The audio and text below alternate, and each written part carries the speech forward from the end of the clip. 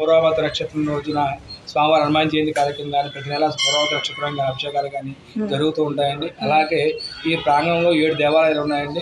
Main దేవాలయ క్షేత్రపాలకుడు ఆంజనేయ స్వామి, తర్వాత మన భ్రవరాంబ మల్లికార్జున స్వామి గారికి కార్తీక మాసంలో ప్రతి సంవత్సరం కార్తీక మాసం పూజలు అన్న సంతర్పణ కార్యక్రమాలు జరుగుతూ ఉన్నాయండి. ఓ 4-5 వేల మందికి అన్న సంతర్పణ కార్యక్రమం చేస్తుంటాం. తర్వాత మన వినాయకుడు ఉన్నాడండి. అలా వినాయక చవితికి ప్రత్యేకమైన సంక్రాంతి చతుర్థి అభిషేకాలు పూజలు హోమాలు చేస్తాం. తర్వాత సుబ్రహ్మణ్యేశ్వర స్వామి ప్రతి మంగళవారం ఈయనకి వివాహ పూజలు చేస్తారు. అభిషేకం వివాహం కాని వారికి సంతానం లేని వారికి ప్రతి వాళ్ళు ఎక్కువగా వస్తూ ఉంటారండి. ఈ గుళ్ళో నేను 28 సంవత్సరాల నుంచి పనిచేస్తున్నాను. 28 సంవత్సరాలు ఎంతో మందికి ఆ సుబ్రహ్మణ్య స్వామి కరుణాక్ష ఉండి ఎంతో మంది పిల్లా పాపలతో కూడా ఇక్కడ వచ్చి అన్నప్రాసంలో బారసారి కార్యక్రమాలు చేసుకున్నారండి.